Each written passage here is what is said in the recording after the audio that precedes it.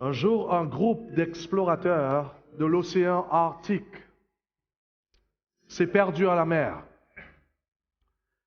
Ils ont fini par dériver sur une île rocailleuse, une île isolée.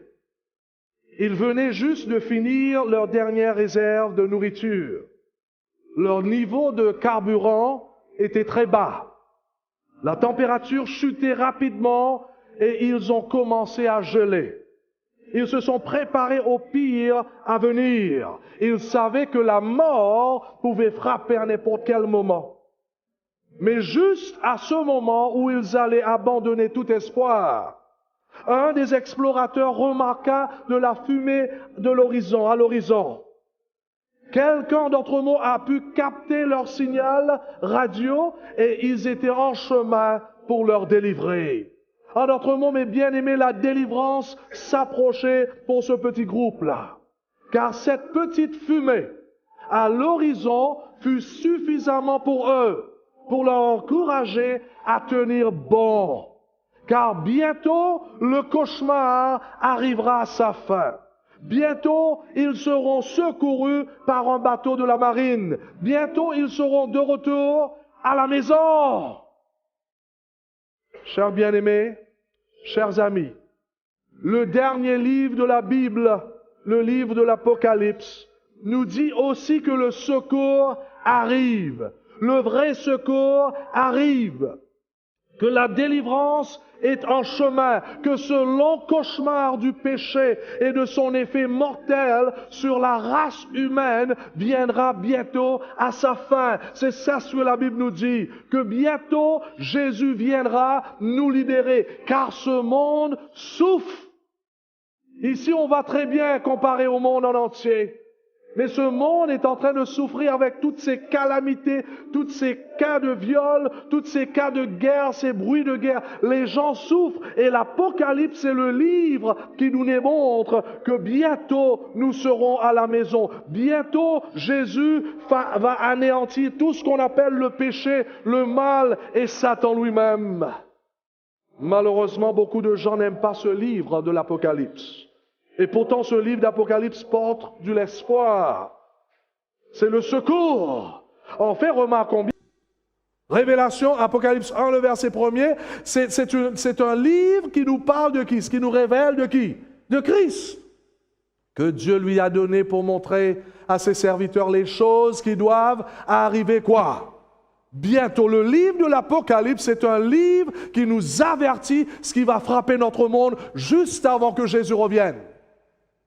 Et la Bible continue en nous disant le verset 3, « Heureux celui qui lit et ceux qui entendent les paroles de la prophétie et qui gardent les choses qui y sont écrites, car le temps est quoi? » S'il y a un livre que vous et moi nous devrons lire, c'est ce livre. Et pourtant, combien de gens lisent ce livre? Combien des églises qui parlent de ce livre à leurs membres? Car s'il y a un livre qui est important pour nous, c'est ce livre. C'est ça ce qui révèle ce qui passera juste avant que Jésus revienne. Il va démasquer les attaques, les contrefaçons de Satan et comment échapper à ses mensonges et tromperies. Bien que Dieu lui ait permis d'avoir contrôle de la terre, bien que Dieu a permis le diable de dominer ce monde pendant quelques années, oh, mes frères et mes sœurs, ce livre, c'est le livre que Dieu va choisir, va nous apporter afin de nous éclairer, de nous montrer le vrai caractère de ce monstre, le diable. Et ce livre nous montre que vraiment ces jours sont comptés. Et ce soir, j'aimerais donc parler de cette délivrance du peuple de Dieu au milieu de ce monde qui arrive à sa fin. Comment donc notre monde se terminera? Comment Dieu anéantira le mal pour toujours? Comment cela se déroulera? Ce qui arrivera à Satan et ses gens. Qu'est-ce que la Bible nous dit? Ce qui arrivera au peuple de Dieu dans les derniers temps. Mes frères et mes sœurs, j'aimerais vous parler donc au sujet de ce qui passera dans notre monde juste avant que Jésus arrive. Le titre, c'est « 1000 années de paix dans l'Empire. Le sous-titre, comment cela se terminera? Prions le Seigneur. Notre bon et tendre Père céleste, tes enfants sont venus pour écouter ta parole. Béni soit ton nom. Que ton Esprit Saint repose sur chacun d'entre nous, que tu ouvres nos cœurs et nos pensées, afin que lorsque tu parles à travers ta parole, un miracle se produira dans les cœurs de chacun d'entre nous, que nous puissions être tous réveillés ce soir en réalisant que bientôt nous serons à la maison. Prépare-nous pour ce grand jour, au nom de Jésus. Amen. Et chers frères et sœurs, amis et invités, la Bible est claire. Christ reviendra et ses enfants vivront avec lui pour l'éternité. Et la Bible dit que lorsque Jésus reviendra pour la deuxième fois, il n'y aura que deux catégories de personnes sur terre. Ceux qui seront sauvés et ceux qui seront perdus. En d'autres mots, même si vous voyez ces milliers de différentes religions dans le monde aujourd'hui, même ici à Nouméa, il y a plusieurs d'entre elles, il n'y aura que deux catégories quand Jésus reviendra, les sauvés et les perdus. Étudions ensemble ce soir tous les événements qui auront lieu lorsque Jésus revient. Qu'en est-il de ceux qui vont être sauvés? Qu'est-ce que la Bible nous dit en rapport de ceux qui vont rentrer dans le ciel? Bien sûr, nous avons quelques différentes interprétations qui circulent au sein du christianisme aujourd'hui. Mais comme d'habitude, laissons la parole de Dieu nous parler ce soir. Premièrement, je voudrais que vous remarquiez la manière dont Jésus va revenir. Deuxièmement, remarquons le type de personne qui sera avec lui lorsqu'il revient. Nous lisons dans 1 Thessaloniciens, chapitre 4, le verset 16, « Car le Seigneur lui-même a un signal donné à la voix d'un archange et au son de la trompette de Dieu descendra du ciel. Et les morts en Christ ressusciteront le premier. » Premièrement. En d'autres mots, remarquons que le retour du Christ sera quelque chose de spectaculaire. Car il dit, car le Seigneur lui-même a un signal donné à la voix d'un archange et au son de la trompette. Ça veut dire, c'est quelque chose de spectaculaire, c'est quelque chose universel. Beaucoup de gens pensent que lorsque Jésus reviendra, ça va être quelque chose qui se fera dans le secret. Mais ce n'est pas selon la Bible. Lorsque Jésus va revenir, ça va être quelque chose de fort et puissant. D'ailleurs, dans Matthieu chapitre 24, nous voyons la même chose. Jésus dit, ce sera comme les éclairs dans le ciel. Vous savez, lorsque les éclairs frappent, tout le monde voit. Donc, mes frères et mes sœurs, ça va être quelque chose de spectaculaire. Et la Bible continue en disant, ensuite, nous les vivants. Premièrement, il dit, et les morts en Christ ressusciteront premièrement. Et ensuite, nous les vivants qui serons restés, nous serons tous ensemble enlevés avec eux sur des nuées à la rencontre du Seigneur où? Dans les airs. Remarquons bien, la deuxième fois que Jésus revienne, il ne va pas poser ses pieds sur terre. Nous allons lui rencontrer dans les nuées. C'est ça ce que la Bible dit. C'est pour cela, lorsque nous lisons dans Matthieu chapitre 24, nous voyons Jésus qui dit, lorsque vous entendez quelqu'un qui dit, voilà le Christ qui est ici, voilà il est là-bas, il ne faut pas y aller. Pourquoi? Parce que lorsque Jésus reviendra la deuxième fois, il ne va pas mettre ses pieds encore sur cette terre remplie du péché. Il sera dans les airs et les morts en Christ ressusciteront premièrement et nous les vivants. Ensuite, nous, les vivants qui serons restés, nous serons tous ensemble enlevés avec eux sur des nuées à la rencontre du Seigneur où? Dans les airs. Continuons. Et ainsi nous serons toujours avec le Seigneur. Consolez-vous donc les uns les autres par ces paroles. Consolez-vous, la Bible dit. En d'autres mots, mes frères et mes sœurs, ce que Jésus est en train de dire, c'est une réalité. Jésus reviendra. La question que je vous pose ce soir, est-ce que vous croyez que Jésus reviendra? La Bible nous dit, mes frères et mes sœurs, la Bible fait clair, la Bible dit que tous ceux qui ont fidèlement donné leur vie pour Dieu, nous serons avec le Christ. Tous ceux qui ont vécu une relation sérieuse avec le Seigneur en bâtissant leur vie et leur caractère sur la parole de Dieu passeront l'éternité avec le Christ. C'est pour cela que je vous le dis ce soir, quel beau jour lorsque Jésus reviendra. Quel merveilleux jour quand je verrai mon Sauveur. Je contemplerai sa face, lui qui me sauva par sa grâce. Il me prendra par la main ce jour-là. Il me conduira dans sa demeure. Quel beau jour! Comme la chanson nous dit. Glorieux jour pour moi. Est-ce que vous serez là? Est-ce que vous êtes en train de vous préparer pour ce jour? C'est ça ce que nous sommes en train de faire depuis le premier jour, le 3 avril jusqu'à aujourd'hui, de vous avertir, de vous dire que le meilleur est à venir, que Jésus reviendra et qu'il veut absolument que vous soyez là lorsqu'il revient. Oh, la Bible nous dit que nous le verrons, nous le serrerons dans nos bras, nous marcherons les rues pavées d'or. Ah, c'est ce jour-là que les mamans vont tenir de nouveau leurs petits aimés qui étaient morts. Ça va être réel.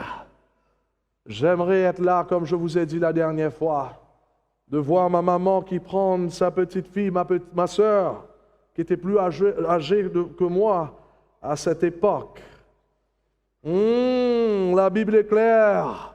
Nous allons tous crier « Alléluia ! Nous rentrons à la maison !» Je le crois. Est-ce que vous le croyez ce soir? Paul dit « Consolez-vous donc les uns les autres par ces paroles. » Pourquoi? Parce que c'est une réalité. Donc, mes bien-aimés, voilà les événements du dernier jour. Qu'est-ce qui se passera avec les sauvés? Tout d'abord, Christ revient et reste dans les nuées. Deuxièmement, les morts justes ressuscitent. Ensemble avec les vivants justes, ils reçoivent l'immortalité. D'ailleurs, nous voyons cela. Nous avons déjà étudié ce texte, 1 Corinthiens 15, versets 51-52. Et nous serons changés. Car il faut que ce corps corruptible revête l'incorruptibilité et que ce corps mortel revête l'immortalité. Comme nous l'avons déjà vu il y a quelques jours de cela, personne n'est immortel. Seul Jésus l'est. Nous recevons donc l'immortalité seulement quand le Christ revient nous chercher pour aller avec lui à la maison dans le ciel. Après nous avoir changés, les vivants et les morts justes monteront au ciel. C'est pour cela, on va récapituler un petit peu. Tout d'abord, Christ revient, il reste dans les nuées. Deuxièmement, les morts justes ressuscitent. Troisième, ensemble avec les vivants justes, ils reçoivent l'immortalité. Quatrièmement, ils montent ensemble à la rencontre du Christ dans les cieux. Ça veut dire que les justes seront dans les cieux. Mais maintenant, qu'en est-il de ceux qui vont se perdre? Qu'en est-il de ceux qui vont être perdus lorsque Jésus revient? Écoute ce que la Bible nous dit en rapport de ces personnes. 2 Thessaloniciens, chapitre 2, le verset 2. La Bible nous dit, il y aura ceux que le Seigneur Jésus détruira par le souffle de sa bouche et qu'il anéantira par l'éclat de son avènement.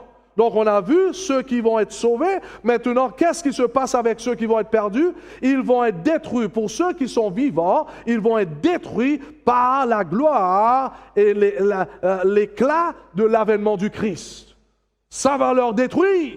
D'ailleurs, Apocalypse chapitre 6 nous dit la même chose. Nous lisons dans le verset 15 à 17, Apocalypse chapitre 6, le verset 15 à 17, les rois de la terre, les grands, les chefs militaires. Vous savez, c'est qui ça? C'est le gouvernement, ça. C'est les politiciens qui ont mal fait leur travail. Qu'est-ce qu'ils vont faire? Les riches, les puissants, tous les esclaves et les hommes libres se cachèrent dans les cavernes et dans les rochers des montagnes. Pourquoi?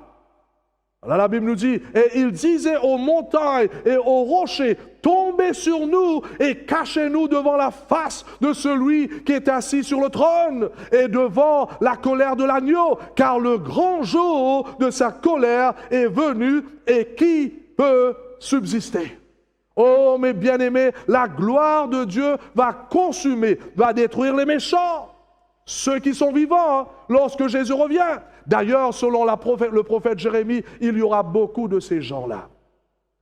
Jérémie 25, le verset 33, « Ceux que tuera l'Éternel en ce jour seront étendus d'un bout à l'autre de la terre. Ils ne seront ni pleurés, ni recueillis, ni enterrés. Ils seront comme du quoi? Du fumier sur la terre. » Est-ce que vous me suivez ce soir? Est-ce que vous entendez ce que la parole de Dieu dit? Vous voyez, mes chers amis, il faut comprendre quelque chose. Aucun homme ne peut voir Dieu et vivre. Car Dieu est saint, nous avons déjà vu cela. Il est pur, il est juste. Et si nous le voyons tel comme il est, dans notre état de péché, nous tomberons comme des mouches et mourrons. C'est pour cela la Bible nous dit, vous devrez avoir un cœur pur afin de voir votre Dieu. Jésus dit dans Matthieu chapitre 5, le verset 8, « Heureux ceux qui ont le cœur pur, car ils verront Dieu. » Je vous pose la question ce soir. Est-ce que vous avez un cœur pur? Est-ce que vous avez reçu un cœur pur à travers la nouvelle naissance?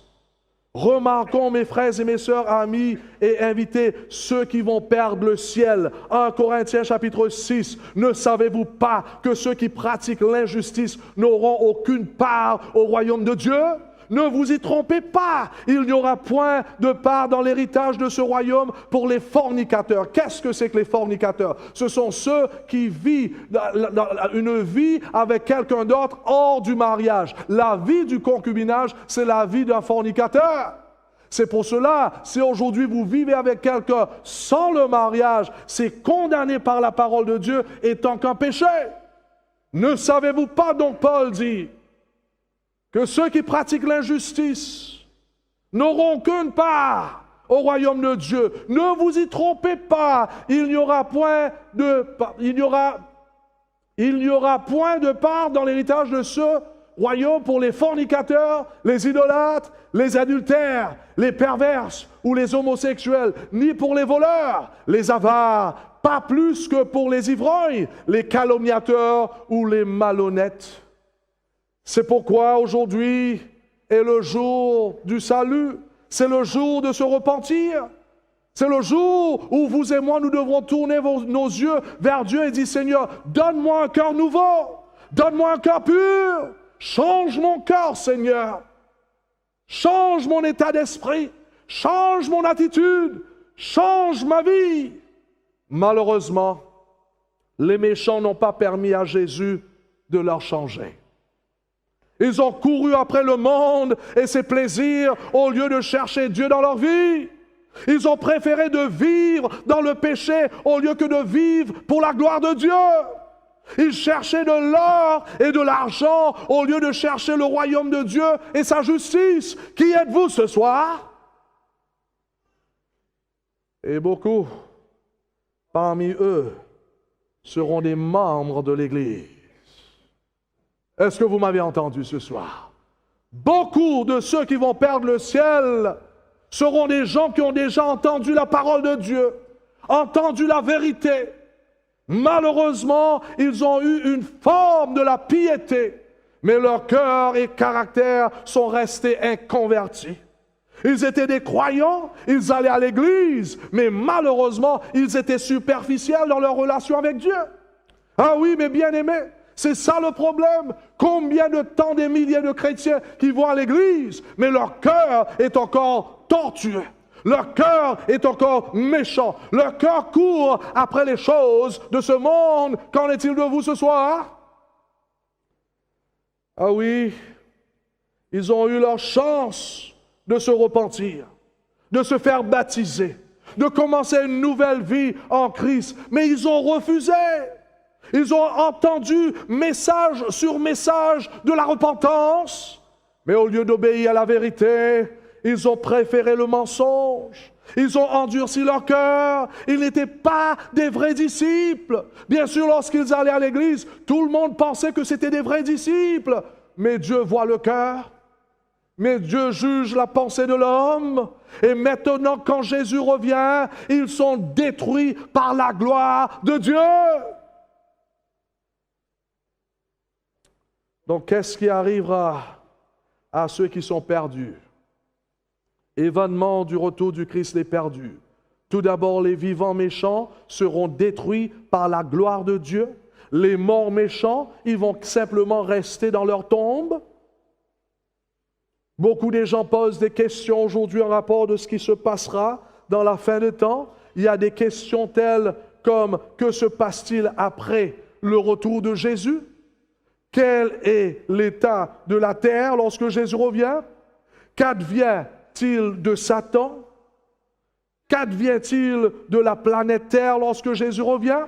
Donc il y a toutes ces questions que les gens posent après ce que Jésus revient. Qu'est-ce qui arrivera à notre planète Terre? Remarquez, mes bien-aimés, que pendant que les justes seront où?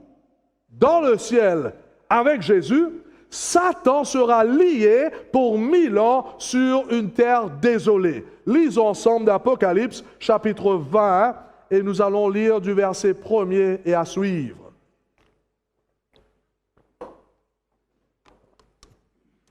Puis je vis descendre du ciel un ange, la Bible dit, qui avait la clé de la Bible et une grande chaîne dans sa main.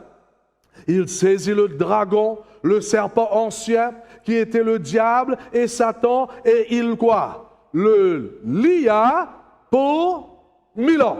Voyez-vous? Pour 1000 ans. Donc, 3 choses j'aimerais dire ici. Premièrement, qu'est-ce que c'est que le millénium? Mais vous n'allez pas trouver ce mot millénium dans la Bible, c'est un mot latin. Mais quand même, vous allez trouver le mot 1000 ans. Nous venons de lire cela. Milli veut dire 1000, annum veut dire année. Donc on voit le mot 1000 ans dans la Bible, en latin on l'appelle le millénium. Et la Bible nous dit que pendant 1000 ans, Satan sera lié. D'ailleurs, la Bible nous montre encore une autre chose. Lisons encore, lisons un petit peu plus loin. Il saisit le grand dragon, le serpent ancien, qui est le diable et Satan, et il le lia pour 1000 ans. Il le jeta où? Dans l'abîme. Ferma et scella l'entrée au-dessus de lui. Qu'est-ce que c'est que l'abîme ici? Mais on continue à lire. Afin qu'il ne séduisît plus les nations, jusqu'à ce que les 1000 ans fussent accomplis. Après cela, il faut qu'il soit délié pour un peu de temps. Donc, qu'est-ce que c'est que le mot de l'abîme? Ben, le mot en grec, l'abîme, c'est abyssos. En anglais, on dit abyss. Qu'est-ce que c'est que l'abîme ou abyssos? Ben, le même mot en grec se trouve dans Genèse, chapitre 1er, le verset 2. On a déjà lu cela. En grec, c'est abyssos. En anglais, c'est abyss. En français, c'est l'abîme. Ce même mot abyssos, vous allez voir dans la langue hébreu, dans la langue hébraïque, c'est dans le Genèse, chapitre 1er, du verset 2, lorsque Dieu avait dit que la terre était quoi? Informe et vide. En d'autres mots, abyssos, c'est le même mot que informe et vide. Le mot en hébreu, c'est tehom. On a déjà étudié ça lorsqu'on a étudié tohu et bohu. Vous vous rappelez cela? Donc, qu'est-ce que c'est que le tehom? Tohu et bohu. Ça veut dire que la terre est informe et vide. Lorsque, en d'autres mots, que la Bible dit que la terre, que Satan va être jeté dans la Bible, c'est-à-dire que Satan va être jeté où? Sur une terre qui est sans forme, qui est vide et qui est sans forme. Pourquoi est-ce que la Bible nous dit cela? Parce que ne l'oublie pas, lorsque Jésus reviendra, la clarté de sa gloire va détruire tous les méchants et toute la terre. En d'autres mots, la terre va retourner comme elle était auparavant, informe et vide. La terre sera vide. Et c'est là que vraiment Satan va être jeté sur la terre, lui avec ses anges. C'est ça la Bible. L'endroit où il a tenté des milliards de gens afin de faire sa volonté. Voilà maintenant, il est jeté sur terre, lui et ses anges. D'ailleurs, il y a un autre mot aussi que la Bible nous a fait mention, des chaînes. Satan va être lié par des chaînes pendant 1000 ans. Qu'est-ce que c'est que ces chaînes? Quelles sont ces chaînes qui lient Satan? Car la Bible nous dit que l'ange va lier la main de Satan. Donc, quelles sont ces chaînes-là que la Bible nous parle? Est-ce que ce sont des chaînes littérales? Bien sûr, l'Apocalypse, c'est un livre quoi? Symbolique. Donc, ce n'est pas littéral ici. Ici, donc, on est en train de parler symboliquement. Ici, Jean nous fait comprendre que ces chaînes représentent quelque chose. C'est des chaînes de circonstances. Voilà, remarquons bien dans 2 Pierre chapitre 2, le verset 4, dans Français courant, écoute ce que la Bible nous dit ici. En effet, Dieu n'a pas épargné les anges coupables, mais il les a enchaînés, voilà le mot, dans l'obscurité pour le jour du jugement. Donc, les chaînes ici, c'est des chaînes de circonstances. Satan est lié par les chaînes des ténèbres. Il est tout seul maintenant sur la terre. Il n'y a personne à tenter, lui et ses anges. Donc, il est comme s'il est dans une prison. Il est dans la chaîne. Isolé sur la terre pendant 1000 ans. Donc, mes bien-aimés, nous voyons ici Satan qui est lié dans les chaînes de l'obscurité sur une terre déserte pendant 1000 ans. Pourquoi? Parce que les enfants de Dieu sont où? Dans le ciel, et les méchants sont où? Ils ont été détruits par la clarté de Dieu, ils sont morts sur la terre. Donc Satan se trouve tout seul avec ses démons sur terre. Les villes sont désolées. Et la question se pose, y a-t-il quelqu'un en vie sur terre pendant le millénium?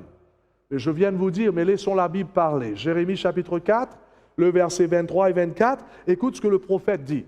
Je regarde la terre, et voici, elle était quoi? Voilà le mot, Tehom. Aboussos.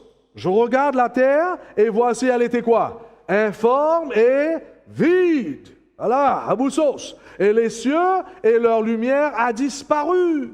Je regarde les montagnes, et voici, elles sont ébranlées, et toutes les collines chancellent.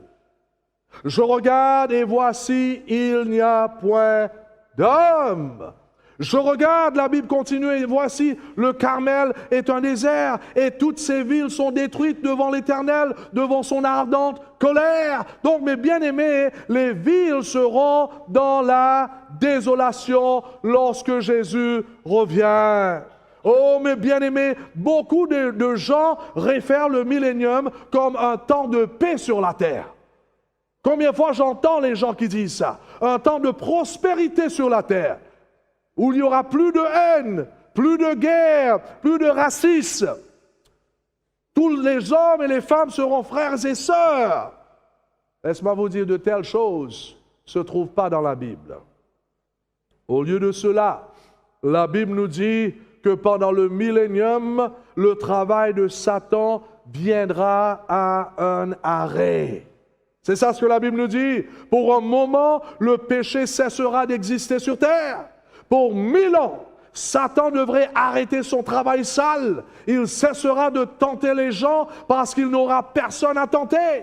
Pour cette raison, Apocalypse 20 dit, afin qu'il ne séduise plus les nations. Remarquons bien, le texte dit, il le jeta dans l'abîme, ferma, et cela l'entrait au-dessus de lui, afin qu'il ne séduise plus les nations. Regarde ça. Jusqu'à ce que les 1000 ans fussent accomplis. Qu'est-ce que cela veut dire? Il y aura quelque chose qui va se passer après le 1000 ans.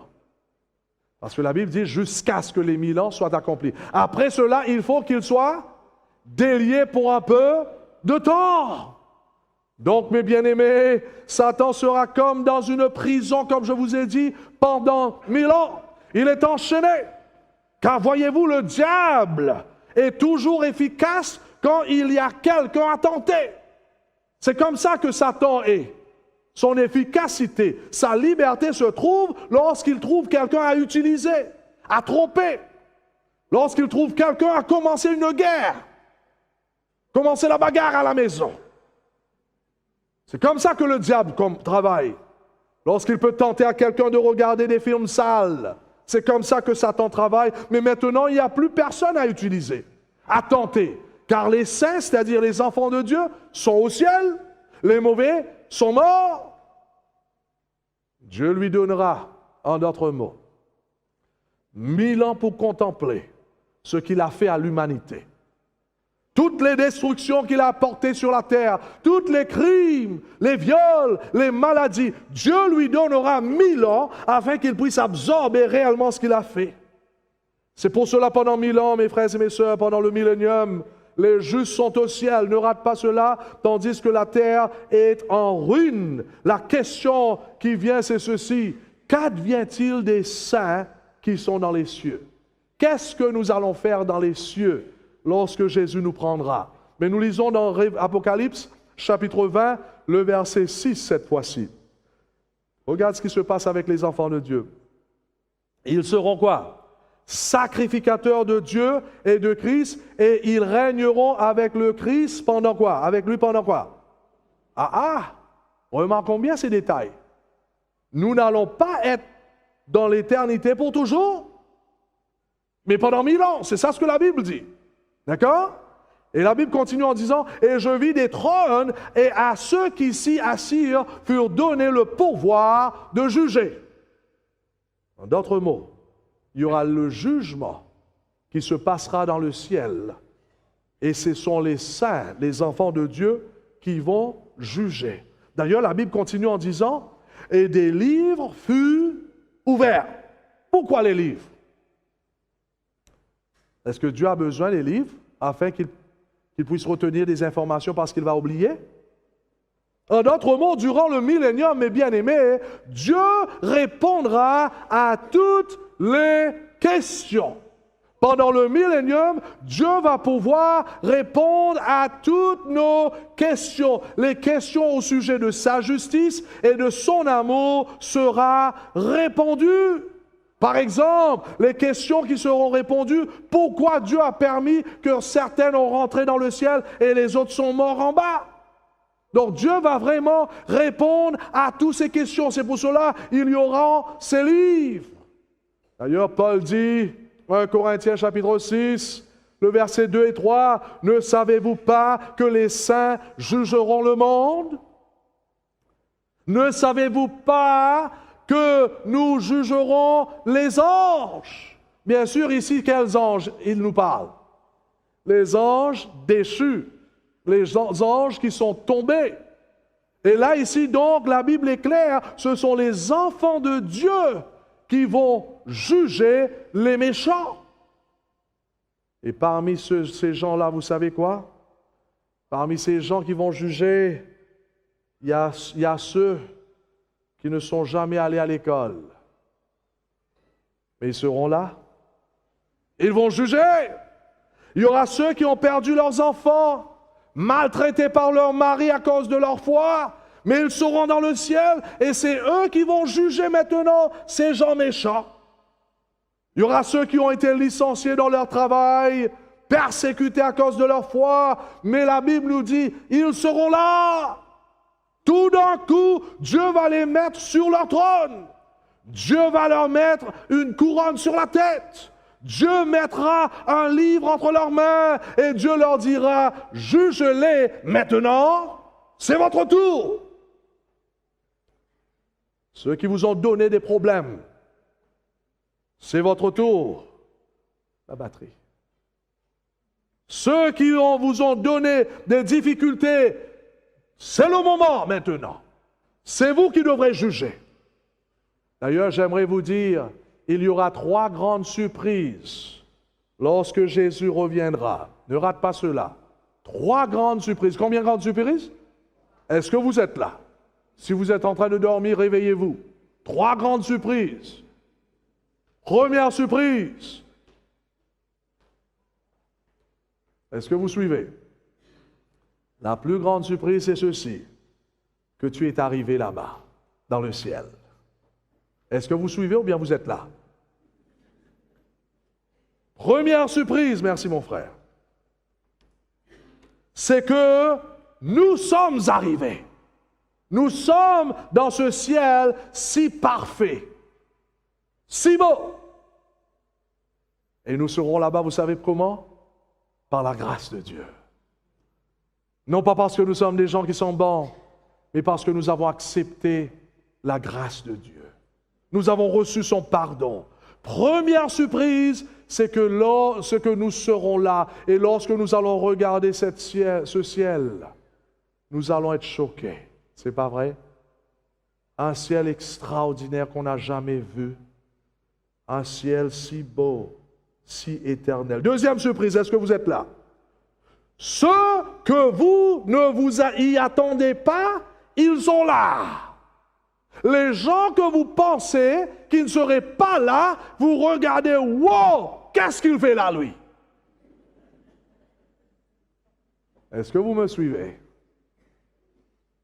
Qu'est-ce que ce Rasta fait là, lui? Et pourtant, les enfants de Dieu, certaines, des croyants, l'a jugé avec ses grands cheveux, Rasta. Mais il est dans le ciel. Vous savez pourquoi? Ce n'est pas parce qu'il a laissé ses cheveux longs. Il est dans le ciel parce qu'il a entendu parler de Jésus. Juste au bon moment, il a entendu parler du message de la croix. Il a compris que la drogue tue. Et il est allé vers son Dieu. Il a confessé ses péchés. Il a reçu Jésus dans sa vie. Et Jésus l'a donné un cœur nouveau. Jésus a même coupé ses cheveux juste avant de rentrer. Amen! Ah oui! Et pourtant, les autres étaient en train de dire, « Hé, regarde celui-là. » Mes frères et mes sœurs, c'est dangereux de juger les uns les autres. Ce n'est pas notre affaire de le faire. Nous sommes appelés à aimer les uns les autres et prier pour les uns les autres. Qu'est-ce que nous disons? Nous sommes choqués. Comment se fait-il que cette prostituée est là?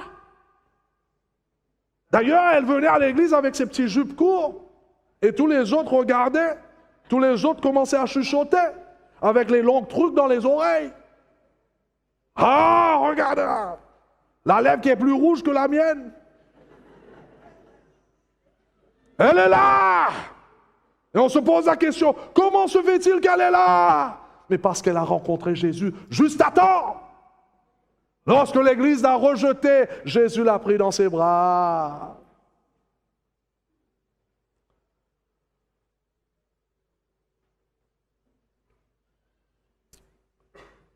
Je ne suis pas en train de faire la promotion de ces choses. On a déjà parlé là-dessus. Lorsqu'on connaît la sainteté de Dieu, on s'habille bien. Chère dame, vos jambes, c'est pour votre mari. Ce n'est pas pour les autres hommes. Ici, cache ça bien. Vous êtes des enfants de Dieu. Ah oui! Soyez modestes. Mais ce que je suis en train de vous dire, ce n'est pas nous tous qui sommes sur le même niveau. Nous ne sommes pas tous sur le même niveau spirituel. C'est pour cela, lorsque nous voyons quelqu'un qui vient et son truc est un petit peu plus court, Seigneur, merci qu'elle est là.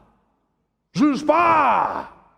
Merci que tu l'as pu l'amener ici. Donc, il y aura une surprise énorme. Lorsque nous regardons, nous voyons des gens que nous n'attendions pas et ils sont là. C'est pour cette raison, la Bible dit, ne jugez point. Et puis il y a une troisième. Vous voulez entendre la troisième? Ceux que vous attendiez à voir ne sont pas là. Ceux qui sont allés régulièrement à l'église, qui ont donné beaucoup d'argent à l'église, pour être reconnus par les hommes, non pas parce qu'ils aimaient Dieu. Ceux qui ont fait beaucoup de miracles, ceux qui ont frappé les portes afin de vous faire venir ici. Certaines même enseignaient la parole de Dieu. Et vous demanderez à Dieu, pourquoi monsieur un tel n'est pas là? Et Dieu ouvrira le livre. Regarde, monsieur un tel, voilà son nom. Monsieur un tel, oui, il allait à l'église, mais c'était un grand menteur. Oui, il donnait l'argent à l'église, mais c'était un hypocrite.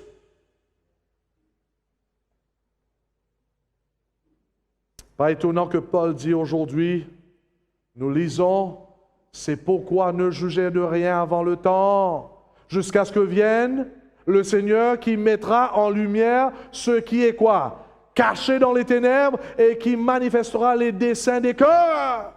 C'est pour cela que vous voyez aujourd'hui, c'est le jour de la repentance. Parce que tout ce que vous êtes en train de faire dans le cachet, Dieu va ouvrir tout ça devant l'humanité un jour. Tout le monde va voir. Même ce que le pasteur fait. C'est pour ça que je vous dis mon secret ce soir. Mon plus grand souci, c'est de ne pas prêcher l'évangile ici. Mon plus grand souci, c'est lorsque je sors, est-ce que je vais vivre ce que j'ai prêché? C'est ça mon problème. Est-ce que je suis en train de mettre ma vie en ligne de ces paroles qui sortent de la parole de Dieu. Donc, mes frères et mes sœurs, c'est pour cela la Bible nous dit que Dieu va mettre ces gens-là afin de juger. Ceux qui ont été maltraités, ceux qui ont été blessés. C'est pour cela aujourd'hui, lorsque les gens vous blessent, prie pour eux. Bénis-les, la Bible dit. Ne fais pas la réciproque. Ne rendez pas le mal pour le mal. Car la religion de Christ, c'est d'aimer. La Bible dit donc que pendant 1000 ans, nous jugerons les méchants et vivrons avec le Christ. Pendant 1000 ans, nous jugerons les anges de Satan et Satan lui-même. Nous allons entrer, pendant 1000 ans, nous allons être accoutumés de l'éternité. 1000 ans sans éternuer. Est-ce qu'il y a quelqu'un qui éternue beaucoup? 1000 ans sans éternuer. 1000 ans sans fauteuil roulant. Est-ce qu'il y a quelqu'un qui est sur des fauteuils roulants? 1000 ans sans des lunettes. Il y a ceux qui ne portent pas de lunettes, mais ils ont des lentilles qui fait croire là. Et le pasteur, il porte des lentilles, attention. 1000 ans sans des lentilles de contact. 1000 ans sans migraine, sans prendre de pilule. 1000 ans sans des injections, sans voir un médecin. D'ailleurs, il n'y aura plus de travail pour les médecins dans le ciel. 1000 ans, les médecins perdront leur boulot. 1000 ans sans devoir un crime. 1000 ans sans dormir, avec un estomac vide. 1000 ans pour laisser les plaies guérir. Celles qui étaient maltraitées par leur mari, par leurs enfants. 1000 ans, Dieu va nous guérir. Ceux de vos proches bien-aimés qui ne sont pas arrivés au ciel, ça va être dur. Est-ce que vous réalisez cela? C'est pour cela, chers parents, vous voyez vos enfants aujourd'hui devant vous. Ne faites pas n'importe quoi. Préparez vos enfants pour ces 1000 ans. Vous aurez 1000 ans pour guérir. Première, deuxième année, vous commencez à oublier. Le bout de centaines d'années, ça y est, c'est tout parti. C'est ce que la Bible dit. D'ailleurs, la Bible dit, Apocalypse 21, le verset 4, « Il essuiera toute larme de leurs yeux et la mort ne sera plus. Et il n'y aura plus ni deuil, ni cri, ni douleur, car les premières choses ont disparu. » Est-ce que vous croyez cela? Est-ce que nous croyons dans la parole de Dieu? Ça va être ainsi, car la parole de Dieu est vraie. Plus de pleurs, la Bible dit, plus de déception, car nous passerons 1000 années de paix avec Jésus. Nous allons courir pendant 1000 ans sans être fatigués. Nous allons marcher sans évanouissement pendant 1000 ans. Et alors la Bible dit que quelque chose va se passer après 1000 ans. Qu'est-ce qui va se passer? Que se passe-t-il? Que se passera-t-il après le millénium? Suis bien mes bien-aimés, car la Bible nous dit, les morts méchants ressuscitent. Vous êtes choqués là?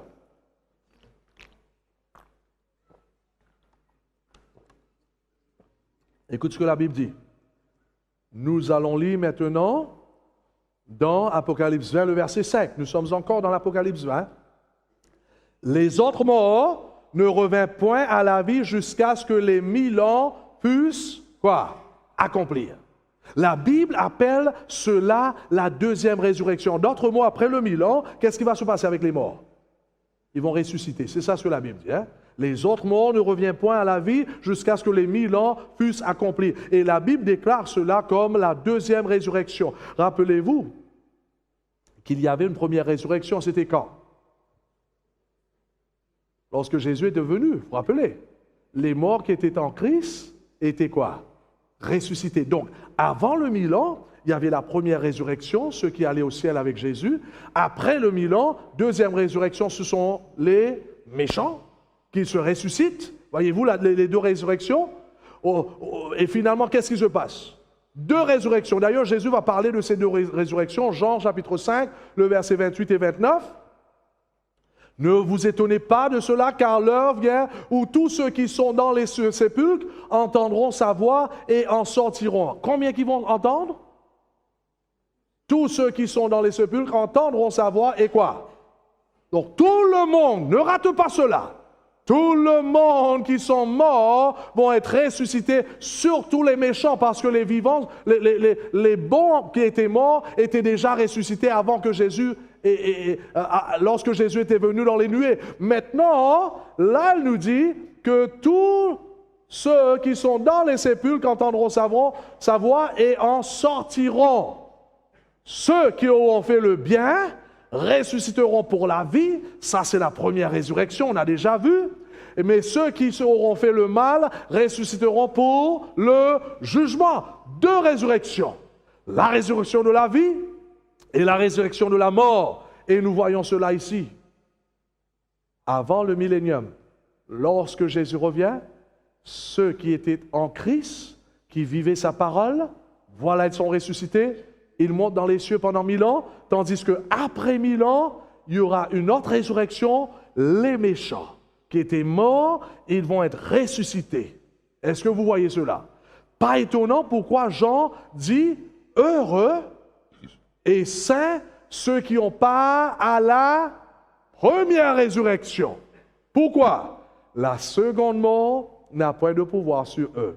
Mais bien sûr, la première résurrection, c'est là, lorsque Jésus revient, nous serons avec Jésus dans l'éternité. Heureux ceux qui seront là, parce que la deuxième mort n'aura point, seconde mort n'a point de pouvoir sur eux. Donc vous voyez mes frères et mes sœurs, la Bible est claire. La Bible nous dit qu'il y aura une grande résurrection avant le millénium, et puis il y aura une autre après le millénium. Et au verset 8, la Bible dit qu'il y aura une grande multitude de ceux qui seront jugés et condamnés. Apocalypse 20, le verset 8, leur nombre est comme le sable de la mer. Il ne faut pas rater cela. La triste chose est, il y aura beaucoup de membres d'Église dans ce nombre. Beaucoup de ceux qui croyaient être des disciples, mais ils étaient la foule. Ils suivaient Dieu selon leurs propres conditions. Est-ce que vous suivez? C'était des gens qui choisissaient ce qu'ils voulaient obéir dans la parole. Mais au jugement final, ils seront recherchés. Maintenant, remarquons les événements qui auront lieu après la deuxième résurrection. Écoute bien maintenant. Après le millénium, il y aura la résurrection des méchants. Quand les 1000 ans seront accomplis, Satan sera relâché de sa prison. Voilà. Et il sortira pour séduire les nations qui sont aux quatre coins de la terre. Où se trouvent ces nations? D'où sortent-ils? À travers quoi? La résurrection, deuxième résurrection. Voyez-vous, les méchants sont ressuscités parce que les méchants sont revenus à la vie. Satan essaye de leur tenter à nouveau. C'est ça ce que la Bible dit. Maintenant, sur quoi sera basée la tromperie de Satan? Qu'est-ce que Satan va essayer de leur dire, ces méchants-là qui sont ressuscités? Qu'est-ce que Satan va leur dire? Vous savez quoi? De quoi s'agit-il? Remarquons selon l'Apocalypse chapitre 21, simultanément, en même temps que les méchants ressuscitent, remarquons ce qui se passe dans le ciel. Suis bien. La Bible nous dit, « Et je vis descendre du ciel, d'auprès de Dieu, la vie sainte, la nouvelle Jérusalem, préparée comme une épouse qui s'est parée pour son époux. » Donc, qu'est-ce qui se passe ici? On continue. « Et j'entendis du trône une forte voix qui disait, « Voici le tabernacle de Dieu avec les hommes. Et il habitera avec eux, et ils seront son peuple, et Dieu lui-même sera avec eux. » Qu'est-ce qui se passe ici? Ici, mes frères et mes sœurs, amis invités, Jean est en train de voir la cité du peuple de Dieu qui était en haut. Et il voyait la cité qui descendait, ainsi bien que le peuple de Dieu au sein de la cité, ainsi bien que Jésus lui-même qui descendait sur terre. Car voyez-vous, bien-aimés, la terre a été toujours faite pour la race humaine. Mais le péché a entaché le plan de Dieu et a détruire la terre. Et maintenant, Dieu va faire quoi? Dieu va purifier la terre par le feu et lui redonner son état original. Jean, en d'autres mots, je reprends, les méchants ressuscitent, Satan va leur tenter. Pourquoi?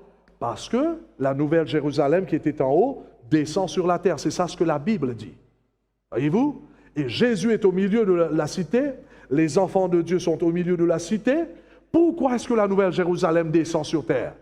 Parce que la terre a été tout le temps faite pour qui? Pour les races humaines. D'ailleurs, écoutons ce que Jésus va dire dans Matthieu 5, le verset 5. Bénis sont les dociles, car ils hériteront quoi? La terre. Voyez-vous, mes frères et mes sœurs? Donc, Jean a vu la cité avec le peuple de Dieu et Jésus lui-même descendre sur terre. Mais voilà qu'est-ce qui va se passer. Satan va tenter les nations afin d'essayer d'attaquer la ville, la cité céleste. Pourquoi d'après vous? Je peux imaginer Satan qui va dire aux méchants, nous avons encore une chance, une autre chance. Car voyez-vous, dans la cité, il y a ce qu'on appelle l'arbre de vie. D'ailleurs, nous voyons ça, écrivez cela, vous allez voir ça, Apocalypse chapitre 2, le verset 7, Apocalypse chapitre 22, le verset 2, et le verset 14. Il y a l'arbre de vie au milieu de la cité de Jérusalem. Et dans le jardin d'Éden, nous voyons qu'il y avait l'arbre de vie aussi. Vous vous rappelez ça? Qu'est-ce qui s'est passé lorsque l'homme avait péché? Qu'est-ce que Dieu va faire au sujet de l'arbre de vie? Vous vous rappelez ça? Dieu va dire quoi? D'ailleurs, j'ai mis le texte. Genèse chapitre 3, le verset 22, l'Éternel dit, « Voici l'homme est devenu comme l'un de nous pour la connaissance du bien et du mal. Empêchons-le maintenant d'avancer sa main, de prendre de l'arbre de vie, d'en manger et de vivre quoi? » Voyez-vous, qu'est-ce qui s'est passé dans le jardin d'Éden? Dieu va enlever tout de suite l'arbre de vie, parce que si Adam et Ève allaient manger cela, étant que pécheurs, qu'est-ce qui allait arriver? Ils allaient vivre éternellement étant que pécheurs. Et là, je peux imaginer Satan qui dit avec les autres, il tente les nations qui sont ressuscitées. Il dit, nous avons encore une chance. Au sein de la cité qui est descendue du ciel et qui est sur la terre, nous avons une chance. Au milieu, il y a l'arbre de vie. Si on met la main sur l'arbre de vie, on aura chance de vivre éternellement étant que pécheurs. Et voilà, la Bible nous dit, d'ailleurs, la Bible nous dit, écoute ce que la Bible nous dit. Et ils montèrent sur la surface de la terre et ils investirent le camp des saints et la ville bien-aimée. D'ailleurs, si vous lisez dans Jérémie, vous allez voir que la ville était exactement là où la montagne Olive, mont des Oliviers est. D'ailleurs, le prophète voyait Mont Olivier lorsque la ville descendait, il voyait le Mont Olivier qui s'ouvrait comme ça et la ville est établie juste là. Et Satan donc va essayer d'attaquer. Je peux entendre Satan qui dit, nous pouvons le faire, car nous avons tous ces fusils, nous avons tous ces armes nucléaires, ces bombes atomiques, nous pouvons le faire. Nous disposons de nos sages, nous avons la technologie dans notre côté, mais ils n'ont rien, eux qui sont dans la ville, ils n'ont rien pour leur sauver. Et vous savez quoi? C'est vrai, on n'a pas de bombes atomiques à l'intérieur. On n'a pas de la technologie, on n'a pas toutes ces choses qu'ils ont, mais on a Jésus-Christ avec nous. Oh mes frères et mes sœurs, n'oublie pas, lorsqu'on a Jésus avec nous, on n'a pas besoin d'avoir peur. Et c'est ça ce qui se passait. La Bible nous dit, d'ailleurs avant que la Bible décrit, ça c'est fort, avant que la Bible décrit comment le feu va détruire la terre, écoute ce que la Bible dit. Remarquons bien les murs qui étaient autour de la ville sainte. Il dit, la muraille était construite en jaspe et la ville était d'or pur, semblable à du verre pur. Vous savez, le mur était en jaspe. Vous savez qu'est-ce que c'est que jaspe? Est-ce que vous me suivez là? Mais le jaspe, c'est quelque chose de transparent. Ceux qui sont à l'intérieur peuvent voir ceux qui sont dehors. Et ceux qui sont dehors peuvent voir ceux qui sont à l'intérieur. Je peux imaginer, voilà un homme en dehors. Un homme que Dieu voulait sauver pendant toutes ces années. On l'appelle Jean. Et voilà Jean que Dieu a essayé de faire tout pour sauver son âme. Mais il résistait à l'appel de Dieu. Et voilà, il courait vers la ville. Et lorsqu'il regarde à travers le mur, d'après vous, qu'est-ce qu'il voit? Son épouse Marie. Marie, cette femme qui a essayé de faire tout pour sauver son mari. Et voilà Jean qui voyait Marie. Marie n'était plus cette vieille femme qu'il pensait qu'elle était auparavant. Car Marie a été avec Jésus pendant 1000 ans. Marie n'avait plus de ses rides parce qu'elle était avec Jésus. Marie souriait, n'avait plus des larmes dans ses yeux. Et voilà Jean qui voyait Marie là-bas. Et Jean criait, Marie, Marie, c'est moi. C'est ton homme, Jean. C'est moi. Est-ce que tu peux faire quelque chose pour moi? Et voilà Marie qui le voit. Et Marie dit, mais je te vois. Je te connais. Ah oui. Marie fait quelque chose pour moi. Mais j'ai essayé de faire quelque chose pour toi. Lorsque j'étais avec toi, j'ai prié pour toi. J'ai essayé de te supplier de venir avec moi. Mais tu m'as donné des baffes. Tu t'es moqué de moi, Marie. Oh, Marie, fais quelque chose pour moi. Ah, mais Jean, j'ai essayé de faire tout. D'ailleurs, tu m'as empêché d'aller à la prière en ce matin. Combien de fois j'ai essayé de t'inviter. Tu t'es moqué de moi. Marie, fais quelque chose. Marie, tu ne pleures pas pour moi? Jean, je ne peux plus pleurer pour toi. Parce que Jésus a essuyé mes larmes. Et ça va être comme ça. Voilà un autre jeune homme qui est en dehors. Et qu'est-ce qu'il voit à l'intérieur? Sa maman. Maman, c'est moi! Maman, fais quelque chose pour moi! Et voilà la maman qui voit son fils. Et la maman qui dit, mais écoute mon fils, j'ai essayé de faire mon mieux, mais tu préférais d'aller au Nakamal lorsque je te disais de venir. Écoutez la parole. Tu préférais de faire toutes ces bandicités. J'ai essayé de faire mon mieux, mais tu t'es moqué de moi. Maman, s'il te plaît, une dernière chance. Maman, prie pour moi. J'ai prié suffisamment pour toi, mon fils. Maman, mais tu ne pleures plus pour moi. Non, je ne peux pas pleurer. Jésus a essuyé mes larmes.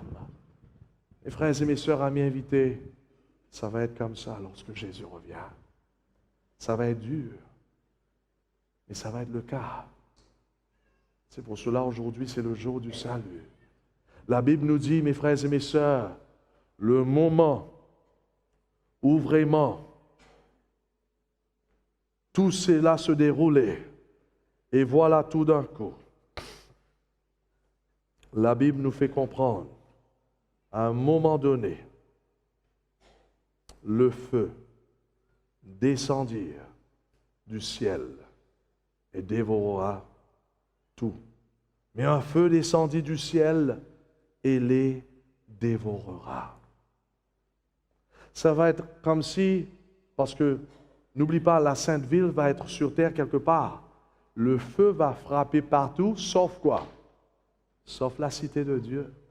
Ça va être un peu comme quoi? Comme l'arche de Noé, vous vous rappelez? Dieu va servir l'eau pour détruire la terre. Et l'arche était là, secouée comme ça. Et voilà, je vois comment la cité sainte de Dieu avec ses enfants, bien saine et sauf, tandis qu'autour, c'est le feu dévorant. Ça va être comme ça. Et la Bible dit, c'est quoi ça? C'est la seconde mort. Le péché va être détruit. Satan va être détruit pour toujours. Et c'est pour cela, l'Apocalypse maintenant, 21, verset 1 nous dit, « Puis je vis un nouveau ciel et une nouvelle terre, car le premier ciel et la première terre avaient disparu. » Et la Bible continue en nous disant, « Mais nous attendons cela. » D'ailleurs, c'est Pierre qui dit, écoute cela. Pierre va dire la même chose. « Mais nous attendons, selon sa promesse, de nouveaux cieux et une nouvelle terre, où la justice habitera. » C'est ça ce que la Bible nous offre, mes frères et mes sœurs. Ça va être ainsi. C'est pour cela, aujourd'hui, Dieu nous appelle en jugement. Mais écoute ce que la Bible nous dit, ça ne termine pas là. Parce que notre monde va expérimenter tous ces fracas, la Bible nous dit, le jour du Seigneur viendra comme quoi? Un voleur. En ce jour-là, les cieux passeront avec fracas. Les éléments embrasés se dissoudront. Et la terre avec les œuvres qu'elle renferme sera quoi? Consumée. Puisque, voilà mes bien-aimés, puisque donc toutes ces choses doivent se dissoudre, quelle ne doit pas être la sainteté de votre conduite et votre piété. Tandis que vous attendez et hâtez l'avènement du jour du Seigneur, à cause duquel les cieux enflammés se dissoudront et les éléments embrasés se fondront. Mais nous attendons selon sa promesse de nouveaux cieux et une nouvelle terre où la justice habitera.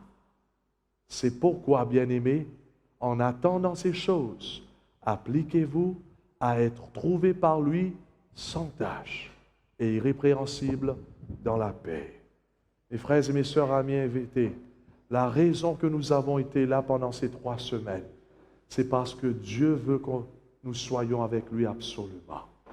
Que lorsqu'il revient, que Jésus puisse nous voir ensemble avec lui dans l'éternité. Ces choses que la Bible nous dit, c'est vrai. Exactement, est-ce que vous m'écoutez? Exactement comme la terre a été détruite par le déluge. Et aujourd'hui, on voit la réalité de ça. Notre terre va être détruite par le feu, va être purifiée par le feu. Exactement comme le temps de Sodome et Gomorrhe.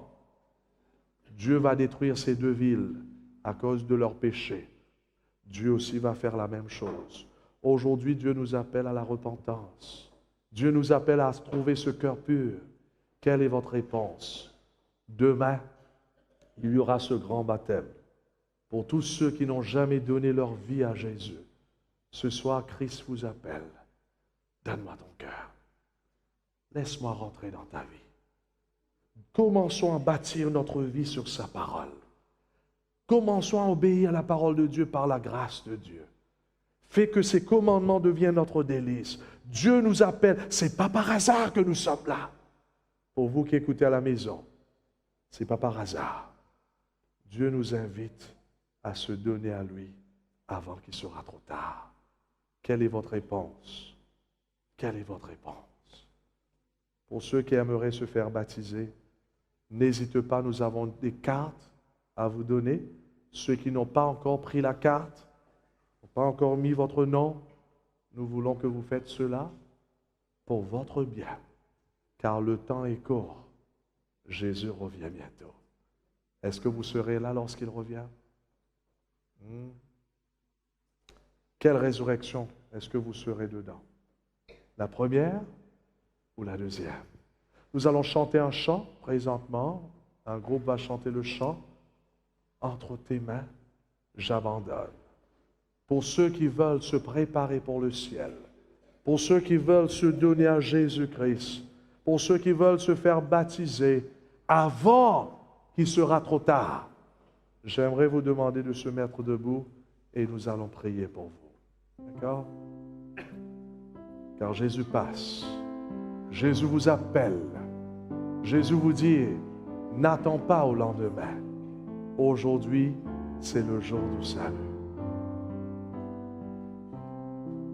Tous ceux qui veulent se donner à Jésus, tous ceux qui veulent se préparer pour le ciel, en donnant votre vie à travers le baptême, nous allons prier pour vous ce soir. Et c'est le moment de se mettre debout en entendant ce chant. Entre tes mains, j'abandonne. C'est ça?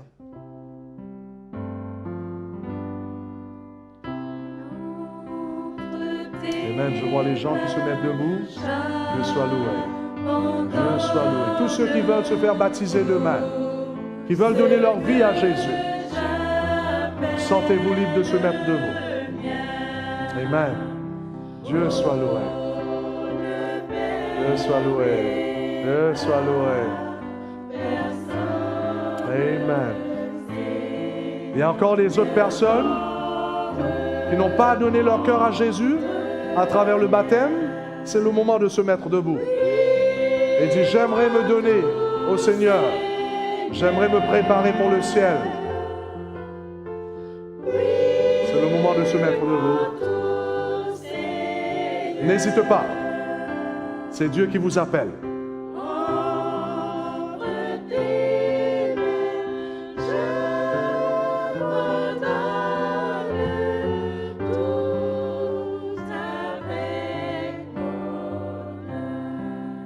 Jésus est en train de passer ce soir pour toucher votre cœur. Est-ce que vous voulez dire, Jésus, j'aimerais te donner ma vie à toi?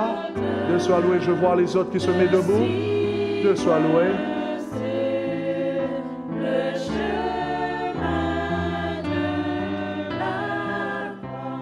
N'hésite pas, le Seigneur vous appelle.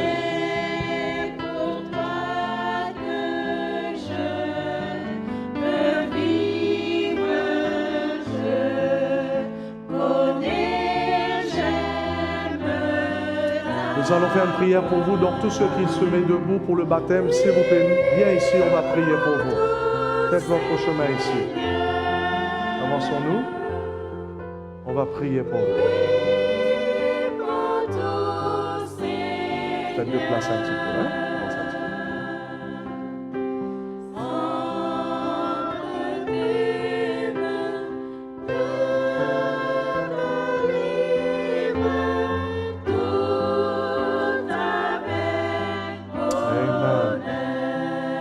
Extraordinaire de voir les gens qui se donnent à Jésus.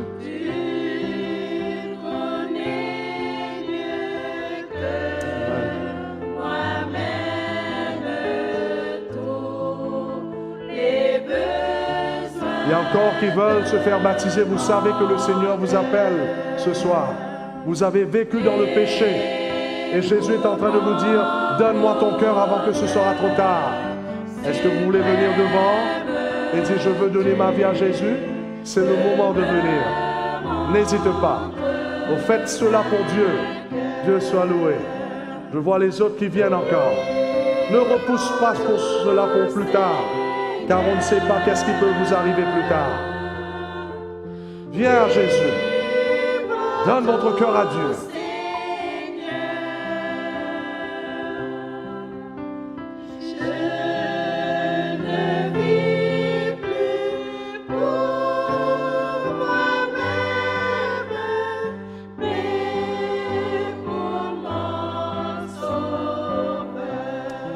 Personne, est-ce qu'il y a encore une personne qui lutte présentement? Vous savez que Jésus vous appelle. Vous savez que Jésus vous appelle ce soir. Diminuez s'il vous plaît. Vous savez que Jésus vous appelle ce soir, mais vous êtes en train de lutter dans cette chaise-là. Vous savez que le Seigneur vous appelle. Vous avez déjà entendu cet appel, mais vous avez refusé, vous avez repoussé. Et ce soir, Jésus dit, c'est le moment. Ne pousse pas au lendemain parce que demain ce sera trop tard. Vous voulez quitter votre chaise et venir devant et dire j'aimerais me donner à Jésus afin de démarrer une nouvelle vie. Sentez-vous libre. Viens devant. Faites la joie de Dieu ce soir en donnant votre vie à Jésus. Ne regarde pas gauche à droite. Regarde à votre Dieu. C'est lui qui vous appelle.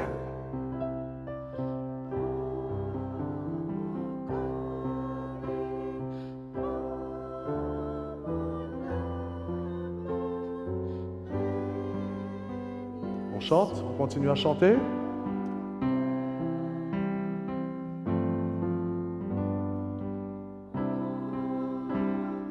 Jésus vous appelle présentement. Est-ce que vous entendez cette voix qui vous dit, mon fils, donne-moi ton cœur. Ma fille, qu'est-ce que tu attends? Demain, ce sera trop tard. Viens à la maison. Ce n'était pas par hasard que vous avez entendu ces messages. Dieu était en train de vous appeler pendant tout ce temps. Et vous voulez dire, j'aimerais venir à la maison. Et vous voulez venir maintenant en donnant votre vie à Christ. Qui a ce courage de se mettre debout pour Dieu? Hein? N'hésite pas. Viens. On va prier pour vous. On va vous préparer pour le baptême. Il y a les autres. Vous êtes déjà baptisé par immersion, mais vous voulez joindre à la foi de la vérité, en vivant la vérité, en obéissant à la parole de Dieu. Et vous voulez rentrer au sein de l'Église adventiste à travers la profession de foi. Il dit, pasteur, j'aimerais être membre de cette Église. J'ai été déjà baptisé par immersion et j'aimerais être membre de cette Église à travers la profession de foi. Est-ce que vous voulez venir devant? On va prier pour vous. Amen. Que Dieu soit loué. Que Dieu soit loué. Que Dieu te bénisse, ma soeur. Que Dieu soit loué. Est-ce qu'il y a encore qui veulent venir devant? N'hésite pas. Jésus est dans votre côté. C'est lui qui vous appelle ce soir. Amen. Je vois les autres qui viennent encore. Dieu soit loué. Est-ce qu'il y a les pasteurs qui peuvent venir un petit peu devant? Serrez la main de ces personnes. Félicite-les au nom de Jésus. Vous faites cela pour votre Dieu. Est-ce qu'il y a encore un jeune quelque part ici? Vous vous cachez dans le noir, mais Jésus vous voit. Jésus vous appelle de revenir à la maison. Et vous voulez dire, pasteur, prie pour moi. J'aimerais donner mon cœur à Jésus. Il y a un jeune quelque part ici. Vous voulez donner votre vie à Jésus? Ici? Ou bien vous voulez jouer encore dans le péché? Et puis finalement vous perdez votre âme? Viens à la maison. Jésus vous appelle. Qui est cette personne qui veut venir devant encore? N'hésite pas. N'hésite pas. N'hésite pas. Je vois les jeunes qui viennent. Que Dieu vous bénisse. N'hésite pas. Viens ici, ma soeur. N'hésite pas. Amen. N'aie pas peur de la foule. Laisse Dieu voir que vous avez choisi Jésus. Laisse l'ennemi Satan voir que vous avez choisi de marcher avec Dieu. Est-ce qu'il y a ceux qui ont été affectés par le boucan? Et vous ne pouvez pas dormir le soir. Vous êtes fatigué d'être ravagé par ces mauvais esprits. Et vous voulez vous purifier, démarrer une nouvelle vie dans la sainteté de Dieu. Pourquoi pas venir devant? Le baptême, c'est ça ce qui nous nettoie. C'est ça ce qui nous purifie. C'est ça ce qui nous aide à aller en avant. Que Dieu soit avec toi, ma sœur. N'hésite pas. Va devant pour Dieu. C'est Christ qui vous appelle. Il y a ceux qui ont pris par l'alcool, la cigarette. L'adultère, peut-être c'est votre problème. Jésus vous dit, donne-moi votre cœur ce soir. Je vais changer ce cœur. Je vais mettre mon esprit en toi, afin que vous puissiez faire ma volonté. Est-ce qu'il y a encore des personnes? On va prier bientôt. Est-ce qu'il y a encore une personne, 2 personnes pour Jésus? 3 personnes, 4? N'aie pas peur de ce que maman ou papa va dire. Vous êtes en train de se... Il faut craindre de ce que Dieu va dire. C'est ça ce qui est important. N'hésite pas.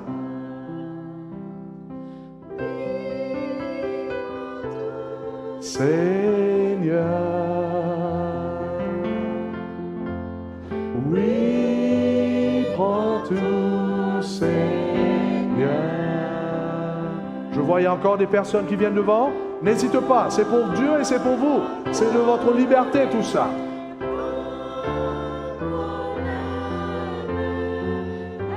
Dieu vous attend. Dernière strophe.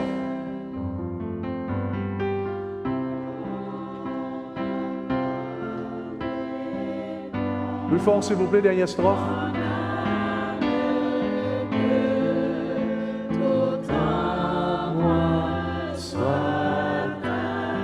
Est-ce qu'il y a encore une personne qui veut la prière?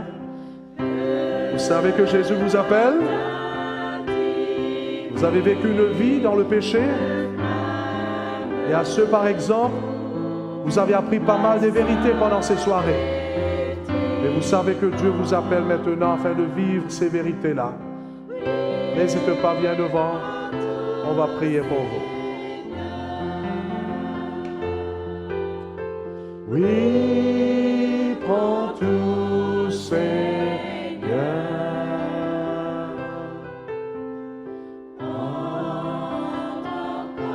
Il y a encore une personne?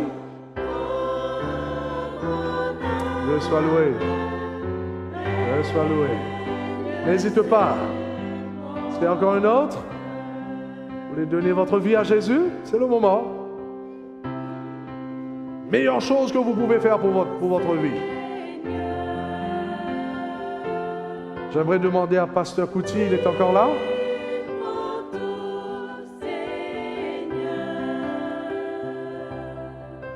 Pasteur Couty est là? Pasteur Couty est quelque part?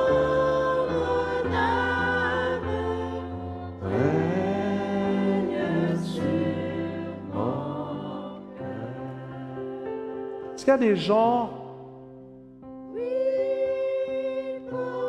Pasteur Couty, viens s'il vous plaît. Il y a des gens parmi nous, vous avez essayé de trouver la vérité. Et pendant ces 3 semaines, vous avez compris maintenant que Dieu, Jésus n'est pas seulement Jésus, mais c'est la vérité. Et vous avez entendu ces messages de vérité. Maintenant, vous voulez dire, Jésus, j'aimerais suivre la vérité. J'aimerais donner ma vie à toi. Sentez-vous libre de venir devant. Vous êtes fatigué de vivre dans l'erreur, dans les traditions humaines.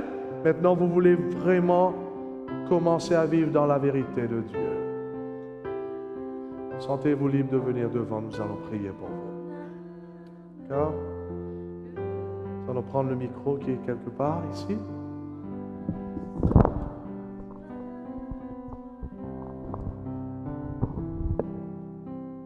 Pasteur Couty, tu veux nous diriger dans la prière?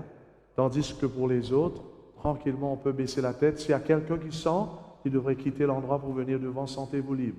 Peut-être vous êtes un peu tracassé lorsque les gens vous voient. Tranquillement, dans le silence, vous voulez venir devant, sentez-vous libre. Nous allons prier.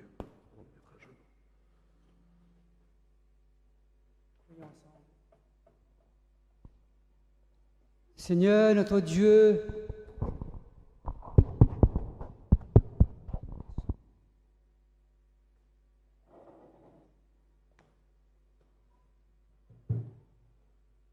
Seigneur, notre Dieu, notre Père céleste, c'est avec émotion que nous nous tournons vers toi en cet instant. Et nous réalisons, Seigneur, combien ta parole est puissante. Amen. Ce que nous voyons en cet instant, ces âmes qui se sont approchées de toi, qui se sont données à toi, Seigneur, c'est le fruit de ta parole qui a été annoncée, prêchée. Ô notre Dieu, il est vrai que ta parole n'est jamais répandue sans effet. Amen. Elle ne remonte pas vers toi sans qu'il y ait des résultats. Ô notre Dieu, quel bonheur de voir ces personnes-là réunies ensemble dans un même élan, se rendant compte combien Jésus les aime, combien il nous aime. Merci Seigneur pour ce sang qui a été versé, mais il n'a pas été versé en vain. Amen. Et aujourd'hui, ce soir, il y a toutes ces personnes qui sont là et qui ont fait le pas. Et comme l'apôtre Paul, ils n'ont pas résisté à la vision claire de ta parole, Amen. leur montrant que tu viens bientôt et que le moment est arrivé de prendre une position ferme pour toi, pour la vérité. Car ce monde qui nous retient trop souvent n'a rien de précieux, de valable à nous offrir. Yes, God. Quand il passera bientôt avec fracas, alors que tu nous destines à l'éternité. Amen. Merci, ô notre Dieu. Merci pour ce don ineffable qu'est Jésus. Merci pour ces promesses précieuses de ta parole. Merci pour ces 1000 ans de bonheur que tu réserves à tous ceux qui se donneront à toi. Amen.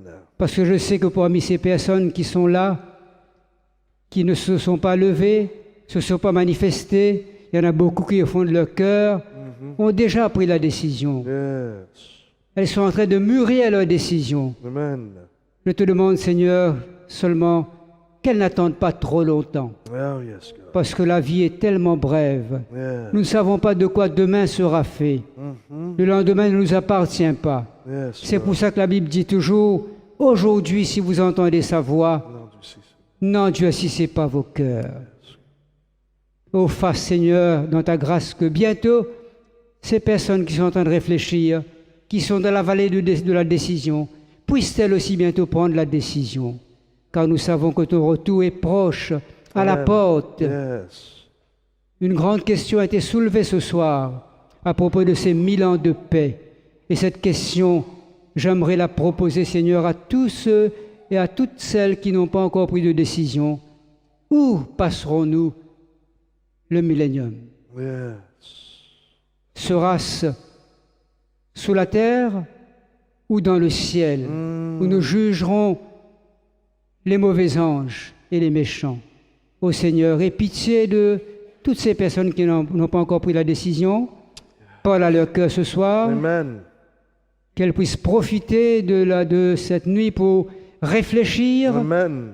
Et si certains ont besoin de mettre de l'ordre dans leur vie, Oui, Seigneur. aide-les à pouvoir le faire, Amen. afin que quand tu reviendras, il puisse y avoir une abondante moisson d'âme pour tes greniers célestes. Amen. Je te demande toutes ces choses dans le nom de Jésus, notre bien-aimé et parfait Sauveur.